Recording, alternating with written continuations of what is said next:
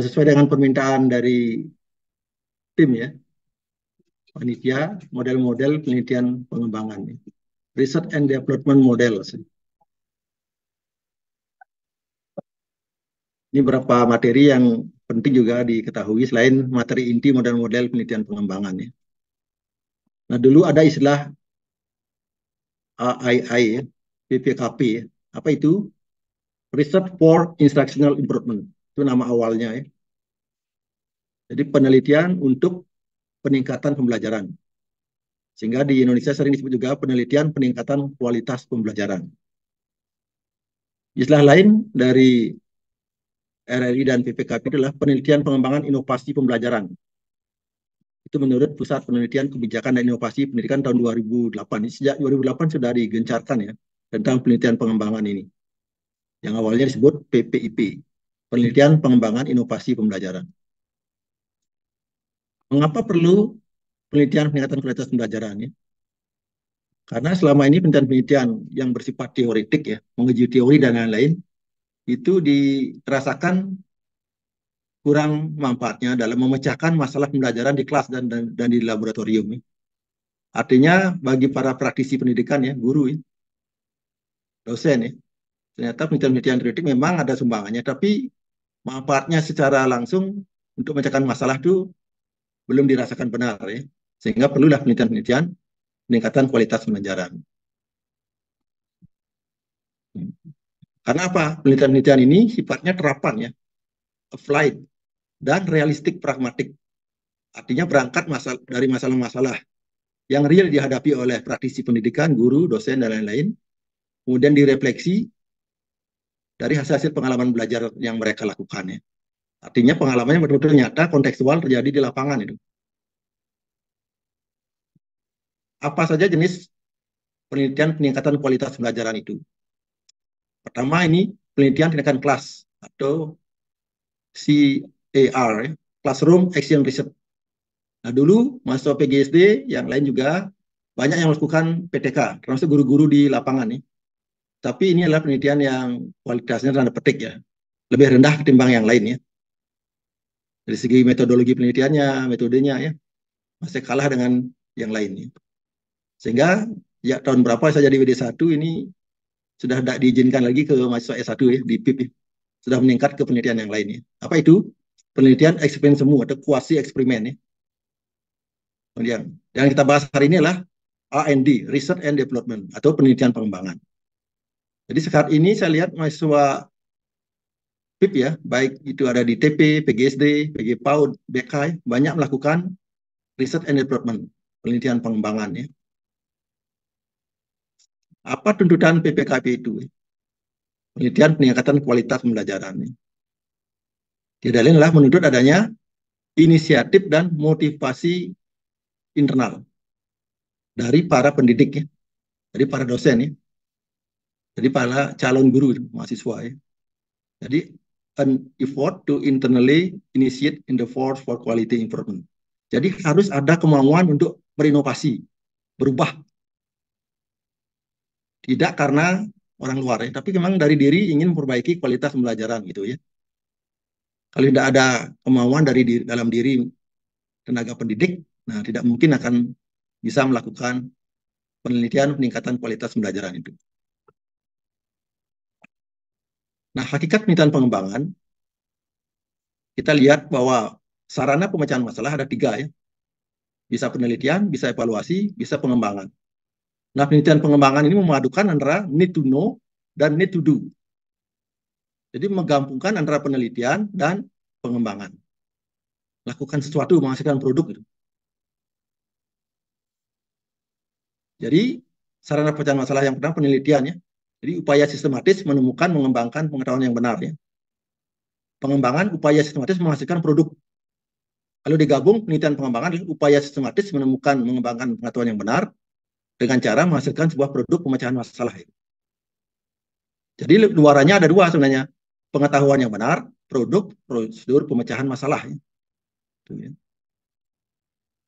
Nah, istilah penelitian pengembangan, research and development, pertama kali dicetuskan oleh Bob Engel ya, namanya Research and Development atau R&D tahun 1983. Ya. Kemudian Ritchie and Kellin 2009 menamainya Design and Development Research, DDR, ya. DDR, Design and Development Research. Sama konsepnya dengan Bob and Gold, hanya di sini ada desain tambahkan ya. Apa itu Research and Development? Menurut Bob and Gold tahun 83, Research and Development is a process used to develop and validate educational product. Jadi, penelitian pengembangan adalah proses yang digunakan untuk mengembangkan dan memvalidasi produk-produk pendidikan.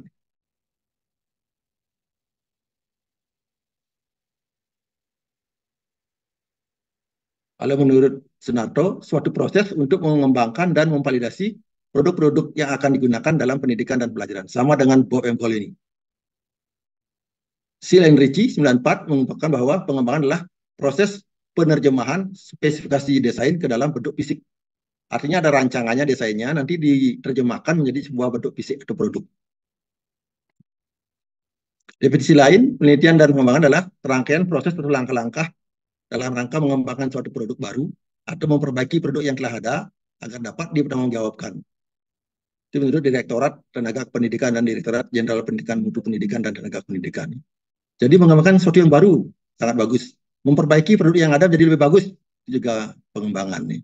Artinya menyempurnakan yang sudah ada ya. Untuk apa penelitian pengembangan?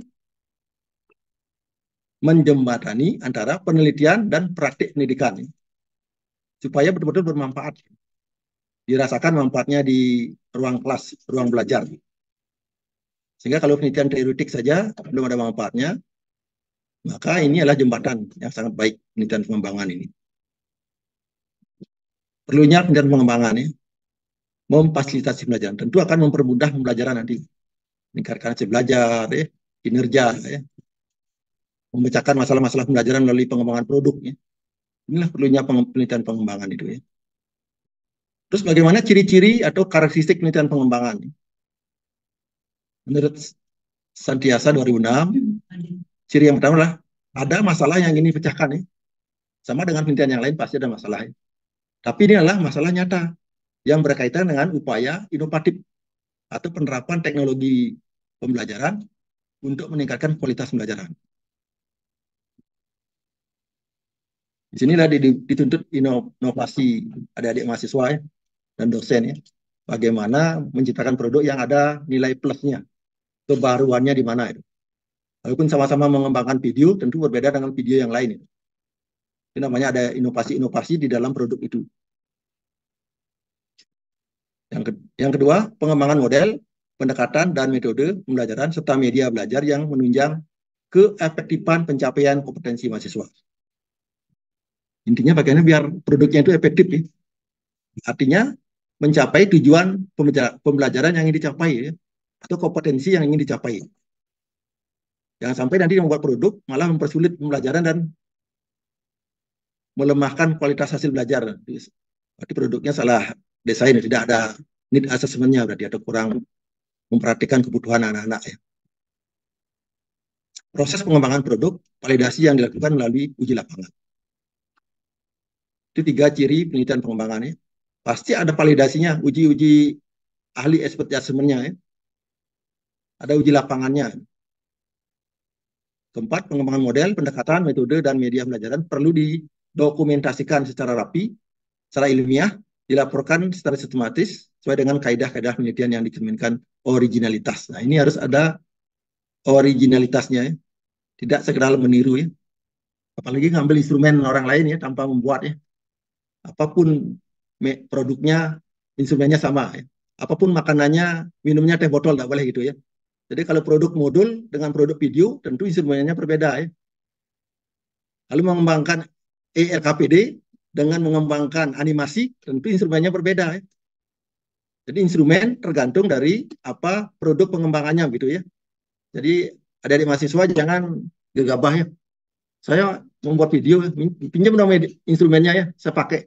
Ya, Anda kan mengembangkan buku ajar. Kenapa menggunakan instrumen video? Kan beda. Jadi harus membuat instrumen mulai dari membaca teori-teori. Ya. Dari teori itu ketemu indikator. Indikator itu dasar untuk menyusun instrumen. Jadi kisi-kisinya dibuat dulu itu. Nah, apa produk yang dihasilkan dalam penelitian pengembangannya? Banyak sekali ya.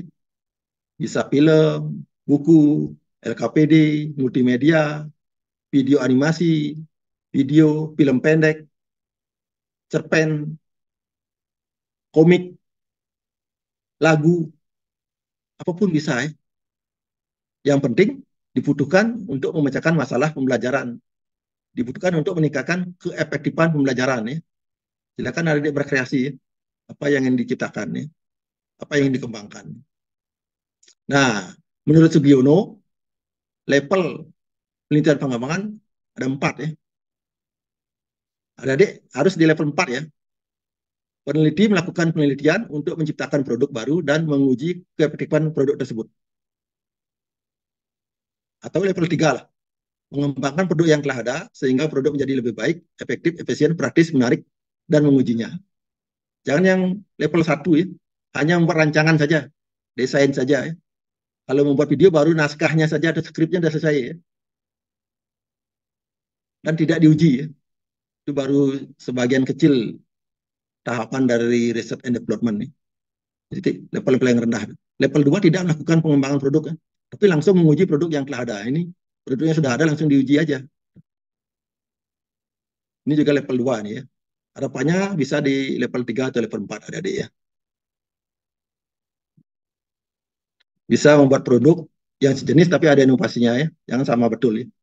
Dikembangkan yang sudah ada tapi menjadi lebih baik itu. Ada inovasi tambahannya ya. Atau memang betul-betul belum ada produknya sama sekali ya. Sehingga akan masuk ke level yang keempat. Ruang lingkup penelitian pengembangan secara umum ada 3 ya. Proses pengembangan produknya, validitas atau kualitas produknya, efektivitas produknya. Itu intinya ya. Nah ini contoh nih, judul penelitian pengembangan nih. Pengembangan multimedia berbasis proyek pada mata pelajaran produksi audio dan video kelas 11 di SMK Negeri 1 Tersebut tahun pelajaran 2019-2020. Contohan. Misal masalahnya umumnya 3. Proses pengembangannya dilaporkan nanti, kualitasnya atau validitasnya dilaporkan, efektivitasnya dilaporkan. Kualitasnya bisa kepenarikan, responnya, itu banyak ini. Kadang-kadang ada yang 4 udah masalahnya, ada 3 ya, ada 5 tergantung dari pengembangan dari 1, 2, 3 ini tuh. Biasanya yang 2 dikembangkan ya, menjadi lebih dari 1 ya. Karena kualitas itu sangat banyak dimensinya ya. Adakah populasi dan sampel? Dalam penelitian pengembangan tidak menggunakan istilah populasi dan sampel, tetapi subjek penelitiannya. Kecuali untuk masuk S3 nanti kalau mengembangkan produk ada eksperimen lanjutannya, itu baru pakai populasi sampel di eksperimennya itu. Kemudian metode pengumpulan data yang sering digunakan dalam suatu penelitian ada 7 ya. Menurut Prof. Agung ya dalam bukunya metodologi penelitian pendidikan ya.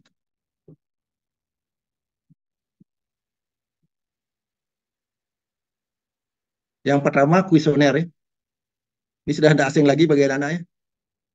Kuesioner ya. Apa nama lain kuesioner? Ada yang tahu? Asri tahu Asri nama lainnya? Huruf A depannya? Angket, Prof. Ya betul, angket ya. Kemarin saya lihat ada proposal saya 1, metode pengumpulan data, 1 kuesioner, 2 angket. Nah, lucu itu ya. Hal yang sama dibedakan ya. Kuesioner atau angket sama ya. Kedua observasi ya. 3 wawancara, 4 tes, 5 inventory, 6 sosiometri, 7 pencatatan dokumen ya. Barangkali yang asing bagi adik-adik yang 5 ya, inventory ya, pernah dengar ya.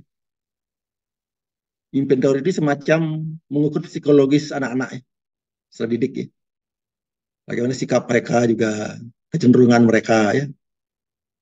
Misalnya ingin mengukur gaya belajar mereka, itu biasa digunakan inventory ya. Sosiometri, sosial, metri pengukuran. Pengukuran tingkat kedudukan sosial seseorang di dalam kelompoknya. Jadi kalau ada yang ingin mengetahui ya, di kelas A siapa anak-anak yang terkucilkan, nah itu bisa digunakan sosiometri namanya. Siapa anak-anak yang favorit, paling disenangi di kelasnya, itu gunakan sosiometri. Nanti ada tekniknya itu ya. Dan terakhir, pencatatan dokumen. Biasanya di dalam penelitian pengembangan yang digunakan kuesioner, wawancara, tes. Kadang-kadang observasi juga. Tapi yang paling sering itu, 3 itu. Kemudian teknik analisis datanya biasanya deskriptif kualitatif, statistik inferensial UGT ya. Jadi untuk S1 saya pikir cukup tidak melakukan eksperimen dalam pengembangan ini, tapi cukup dicobakan di lapangan dalam satu kelas sehingga digunakan pretest post-test. Hasil pretest post-test nanti diuji menggunakan statistik inferensial UGT ya. Jadi nanti sudah S2 atau S3 bisa menggunakan eksperimen dalam uji efektivitasnya. Karena untuk S1 saya pikir sudah memadai lah, karena mengembangkan produknya sudah berat itu. Untuk deskripsi kuantitatif pakai persen-persen itu ya, uji ahli itu ya, yang pakai angka-angka itu.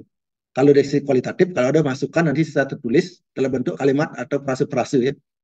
Itu pasti 3 ini pakai analisis nanti. Nah, sistematikanya ini sesuai dengan panduan penulisan skripsi ini. Secara umum garis besarnya ada bab 1 pasti pendahuluan, bab 2 kajian pustaka, kajian teori, bab 3 metode penelitian, bab 4 hasil penelitian dan bahasan, bab 5 penutup. Ya. Rujukan lampiran-lampiran. Di pendahuluan umumnya ada latar belakang, rujukan masalah, tujuan penelitian, manfaat penelitian, spesifikasi produk yang diharapkan, pentingnya pengembangan, asumsi dan keterbatasan pengembangan, definisi istilah. Lalu di bab 2, kajian teori pustaka sesuai dengan variabel penelitiannya. Bab 3, metode penelitian biasanya ada model pengembangan. Nah, ini yang kita akan bahas. Model-model pengembangan, model apa yang digunakan. Ya. Di prosedurnya, uji cobanya seperti apa. Ya. Mulai dari desain uji coba, subjek cobanya, jenis datanya, instrumen pengujian data, teknik analisis data. Lalu bab 4 ada 2, hasil penelitian dan pembahasan. Bab 5, kesimpulan, saran. Nah, model-model desain pengembangan, penelitian pengembangan, ada banyak ya. Makanya 8 itu DLL ya. Dan lainnya lupa ya. Atau DST dan saya tidak tahu ya. DSB dan saya bingung. Masih banyak ada ya. Jadi harus mencari ya. Yang pertama model Big and Carry. Itu ada 10 langkah. Yang kedua model ADDIE. ADDIE. 5 langkah. Nah, ini yang sering banyak digunakan oleh mahasiswa ya. Mungkin ada dia yang nulis proposal banyak yang menggunakan nomor 2 ya. Nomor 3 model Asure 6 langkah. 4 model Hanapin Enfect 3 langkah. Nah, walaupun 3 langkah tapi isinya masing-masing langkah padat itu ya. 5 model 4D 4 langkah. Atau 4D ya. Ke-6 model Bog and Goal 10 langkah. 7 model Jolie and Bolito 7 langkah. Wah, ternyata ada banyak model ya. Selain dari 7 ini masih banyak ada lagi ya. Silahkan di searching, dicari ya. Kita mulai dari model Dick and Carey ya. Biasanya model-model itu sesuai nama penemunya ya dari. Jadi ini adalah 2 orang yang menemukan, Walter Dick dan Lo Carey namanya ya, disingkat Dick and Carey ya. Langkah pertama menganalisis kebutuhan untuk mengidentifikasi tujuan. Jadi ini analisis need assessment nih, seperti yang dijelaskan oleh Pak Astawan pada minggu yang lalu, tidak salah ya, pertemuan sebelumnya ya. Jadi adik-adik harus ke lapangan dulu. Apa sih tujuan-tujuan yang dicapai oleh guru, oleh anak-anak dalam belajarnya ya. Sehingga apa yang dikembangkan nanti betul-betul sesuai dengan analisis kebutuhan. Jangan sampai nanti mengembangkan sesuatu tidak ke lapangan, menghayal di belakang meja, misalnya langsung membuat video ya. Ternyata ketika ke sekolah tidak ada listrik di sekolahnya ya. Susah menggunakan video tidak ada listrik kan. Itu misalnya ya. Jadi harus betul-betul ke lapangannya. Atau membuat video ternyata di sekolah sudah banyak ada video-video. Rugi membuat itu. Karena tidak didasari dari analisis kebutuhan atau need assessment. Yang kedua, menganalisis pembelajaran. Jadi pembelajarannya harus dikaji betul ya. Seperti apa karakteristik pembelajarannya, materi pembelajaran dan lain-lain nanti proses pembelajarannya, hambatan belajarnya seperti apa, itu harus dikaji. Menganalisis pembelajar dan konteksnya. Nah, siswanya juga dikaji. Ketika ke lapangan itu, selain pembelajarannya, juga siswanya, pembelajar adalah siswa, ya, peserta didik ya.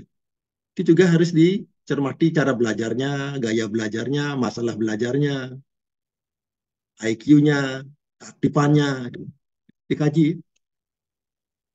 Keempat, menuliskan tujuan untuk kerja. Jadi ini kan mengkaji kurikulum, bagaimana merumuskan tujuan pembelajaran ya. Sebagai tagihan nanti, bisa nggak anak menunjukkan unjuk kerja itu sesuai dengan tujuan itu ya. Ini menuliskan tujuan ini. 5, mengembangkan instrumen penilaian.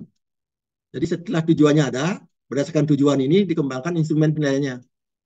Apakah pilihan ganda, isian, uraian, benar salah atau apa ya. Dibuat sesuai dengan tujuan yang telah ditetapkan. Keenam, mengembangkan strategi pembelajaran. Tujuan sudah ada, instrumen penilaian pembelajaran sudah dibuat. Sekarang bagaimana langkah-langkah pembelajarannya supaya anak-anak mudah memahami materinya ya. Jadi dipikirkan kalau adik-adik nanti membuat film pendek, bagaimana isi film itu penyampaiannya supaya mudah dipahami anak. Kalau membuat bahan ajar seperti apa, langkah-langkah strategi di bahan ajar itu supaya anak-anak mudah memahami bahan ajar itu. Di strateginya sudah disiapkan. 7, mengembangkan dan memilih bahan pembelajaran. Jadi kembangkanlah bahan-bahannya sesuai dengan tujuan dan strategi yang telah dipilih. Dikumpul-kumpulkan bahannya ya. Ngambil di internet, ngambil di buku guru, buku siswa, sumber-sumber lain, artikel ya. Dikembangkan terus materinya, gambar-gambarnya, suaranya, videonya, audionya, animasi kalau dibutuhkan ya. Kemudian ke-8, merancang dan melaksanakan evaluasi formatif. Jadi untuk memvalidasi produk yang dikembangkan di nomor 7 itu, dirancang juga bagaimana instrumen penilaian yang digunakan ya. Ahli apa yang dilibatkan untuk menilai. Dibuatkan instrumennya dengan membaca teori, membuat kisi-kisi, membuat instrumen, menguji instrumen. Kemudian setelah melakukan rancangan evaluasi dan pelaksanaan evaluasinya, baru merevisi sesuai dengan masukan yang diberikan oleh ahli maupun oleh pengguna atau siswa yang melalui uji perorangan kelompok kecil ya. Merancang dan melaksanakan evaluasi sumatif. Nah, ini uji lapangannya nih ada di nomor 10 ya. Rancang uji, kalau uji efektivitas ada di nomor 10 ya. Kalau uji ahli itu ada di nomor 8 ya. Sama uji praktisi yang guru yang menggunakan atau siswa yang menggunakan. Kemudian ada model ADDA. Model A. Analysis, Design, Development, Implementation, Evaluation. Nah, masing-masing ini ada penjelasannya. Mirip dengan di NCARE, cuma ini diperas menjadi 5 begitu. Kalau di NCARE ada 10, ini ada 5. Ya. Tapi secara garis besar, kita bisa melihat bahwa analisis kebutuhan. Ya. Desain itu adalah merancang produknya. Ya. Setelah ada rancangannya jadi, development mengembangkannya. Ya. Setelah dikembangkan, diimplementasikan. Terapkan ya. Terakhir baru dievaluasi. Bahkan keunggulan model ini, setiap tahapan ada evaluasinya. Ya. Di analisis sudah ada evaluasinya, di desain sudah ada evaluasinya, di pengembangan ada evaluasinya, di implementasi ada evaluasinya. Tidak hanya di akhir nomor 5. Ya. Jadi evaluasi nomor 5 ini ada di masing-masing tahapan ini. Sehingga ini banyak yang menggunakan ini. Model Azure ya. Analyze learner, jadi menganalisis pembelajar, state objective, menetapkan tujuan pembelajaran, select method, media or material, memilih metode, media dan materi-materi bahan-bahan ajarnya. 4, utilize media and material, menggunakan media dan materi-materi itu dalam pembelajaran. 5, require learner participation, jadi memberi kesempatan pada siswa untuk menggunakan produk itu ya. Terakhir, evaluate and review, mengevaluasi dan mereview. Kemudian model Hanapin and Peck ada 3, penilaian kebutuhan, desain, pengembangan, dan implementasi. Ini sangat singkat ya. Tetapi walaupun singkat, ini nanti dalam tiap tahapan itu panjang mirip dengan di NCARE itu. Cuma ini dipersingkat menjadi 3 saja. Kemudian model 4D ada 4 ya. Define, design, develop, disseminate. Ini juga tidak berbeda dengan langkah-langkah model yang lain ya. Tapi ini diperas menjadi 4 sehingga dikenal dengan model 4D atau 4D ya. Jadi bisa men-searching di internet pasti akan ketemu define apa aja langkahnya, desain apa saja ya. Kemudian model Bob and Goal ada 10 ya. Mulai dari research and information collecting. Nah, inilah penelitiannya sudah di awal ini, sama dengan penelitian pendahuluan atau need assessment itu ya. Jadi harus ke lapangan dulu mengumpulkan data ya, wawancara, observasi, mengadakan kuesioner ya, untuk menemukan kesenjangan harapan dan kenyataannya ya. Baru setelah tahu permasalahannya membuat perencanaan planning ya. Kemudian setelah planning nanti nomor 3 develop preliminary form of product. Jadi bagaimana mengembangkan bentuk awal ya, produknya. Kemudian primary file testing. Jadi testing lapangan awal ya, perdana ya. 5 main product revision. Kemudian merevisi produk utama ya, terbesar ya. Kemudian produknya lagi dites lapangan ya, secara besar ya. Ketujuh, merevisi produk secara operasional ya. Kemudian ada testing lapangan operasional. Revisi produk final ya. Akhirnya didefinisi dan diterapkan, digunakan. Ini ada 10 langkah ya. Mirip dengan DN Carey ada 10 langkah juga ya. Kemudian ada model Joly and Bolito ya. Ada identifikasi kebutuhan sama dengan analisis kebutuhan, penjajakan atau survei kebutuhan. Ini kedua-duanya adalah penelitian awal ini. Realisasi kontekstual antara bahan ajar dengan pembelajar dan pengajar, analisis pra pengembangan, produksi bahan ajar, penggunaan bahan ajar oleh peserta didik, dan evaluasi bahan ajar. Nah, model Joly and Bolito biasanya khusus untuk mengembangkan bahan ajar ya. Lalu membuat modul, buku teks, bahan ajar, ini cocok nih, model Joly and Bolito ya. Kalau model Asfure tadi cocok untuk mengembangkan model pembelajaran ya. Jadi setiap model itu cocok untuk memakan apa? Tidak semuanya cocok ya, adik-adik ya. Jangan asal pilih model ini ya. Ada model-model tertentu yang cocok untuk bahan ajar, ada cocok untuk model pembelajaran, ada cocok untuk multimedia, dan lain-lain. Jadi tidak semuanya asal cocok ya. Pilih model yang cocok, produknya apa ya. Nanti saya akan sampaikan ya. Kemudian pada intinya langkah-langkah penelitian pengembangan adalah pertama, perencanaan. Berupa apa? Studi pendahuluan, membuat proposal. Kedua apa? Mengembangkan produk. Ya. Jadi kalau penelitian pengembangan, adik-adik sudah menyelesaikan produk, itu sudah 75% sudah selesai penelitiannya itu. Makanya produknya dari awal sudah mulai dikembangkan, dirancang. Ya. Kemudian uji coba produk dan revisi. Terakhir, definisi dan pemaparan. Ya. Jadi inti langkah-langkah model yang tadi banyak itu ya, intinya ini itu. Cuma ada yang menamai dengan lain-lain. Sehingga ada 4 langkah, ada 3 langkah, ada 7 langkah itu. Ada 10 langkah itu. Semuanya mengarah ke 4 langkah ini sebenarnya. Nah, model mana yang akan adik-adik pilih nanti? Atau Pak Ibu gunakan dalam melakukan penelitian pengembangan? Banyak ada bingung kan? Nah, ini harus ada dasar pertimbangan pemilihan model-model itu. Pertama, apa tujuan penelitiannya? Lihat tujuannya ya. Kalau tujuan penelitiannya ini, oh cocoknya model ini. Tidak semuanya model itu sama ya, berbeda ada ya. Kemudian apa jenis produk yang dihasilkan? Tadi sudah saya jelaskan nih. Kalau mengembangkan desain pembelajaran, itu model Asure itu sangat cocok. Kalau membuat buku ajar, bahan ajar, model Joly and Bolito itu cocok. Memang ada beberapa model yang cocok untuk semua, kayak ADDI cocok untuk semuanya ya. Tapi tidak semua model begitu karakteristiknya ya. Terus harus dikaji dulu apa kelebihan dan kekurangan model ya, masing-masing ya. Sehingga nanti akan berguna dalam penulisan artikel skripsi ya.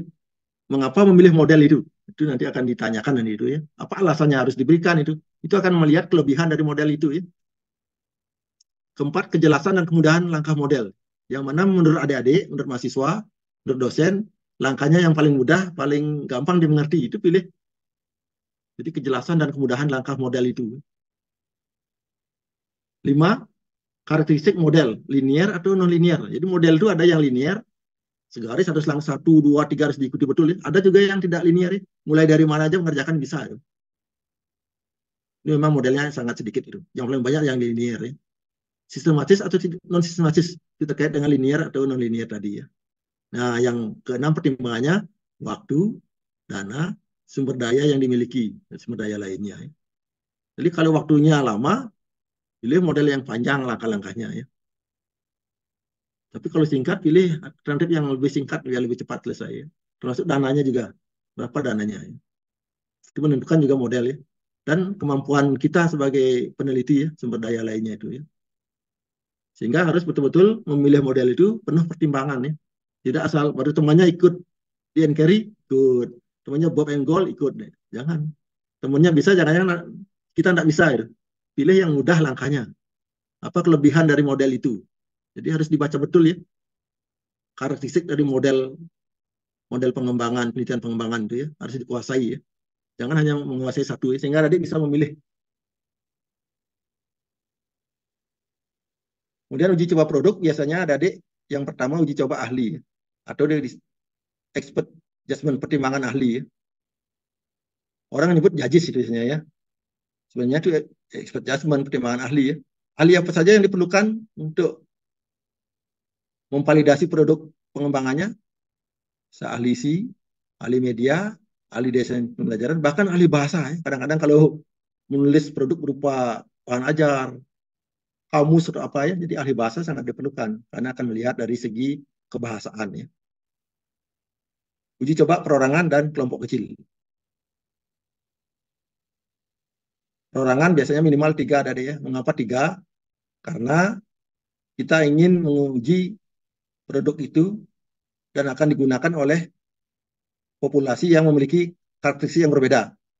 Kemampuan kurang, kemampuan sedang, kemampuan tinggi. Itu. Mengapa minimal 3 orang? Bisa 6, bisa 2 orang kemampuan rendah, 2 orang kemampuan sedang, 2 orang kemampuan tinggi, 6. 9 bisa Pak, bisa. 3 orang kemampuan rendah, 3 orang kemampuan sedang, 3 orang kemampuan tinggi. Jadi harus 3 kelompok itu terwakilkan ketika uji perorangan ini. Artinya ketika uji perorangan, produk kita serahkan pada pengguna nanti untuk digunakan, dibaca-baca, dilihat-lihat, dan diberi masukan. Terbacanya jelas nggak, gambarnya jelas nggak, itu nanti tanyanya ini. Nah, nggak salah ketik, mereka yang akan menemukannya. Kemudian setelah itu direvisi, kembali diuji kelompok cara berkelompok nih. 6 orang boleh, 9 orang, 12 orang nih. Jadi diberikan pada kelompok untuk mengkaji produk itu. Artinya belajar kelompok nih. Mereka akan mencermati produk itu bersama-sama, ini bersama-sama memberikan masukan itu. Dan akhirnya uji lapangan, digunakan di kelas. Bisa hanya satu kelompok, satu kelas saja, pre-test, post-test ya. Namanya pre-eksperimental ya. Atau eksperimen yang sederhana ya.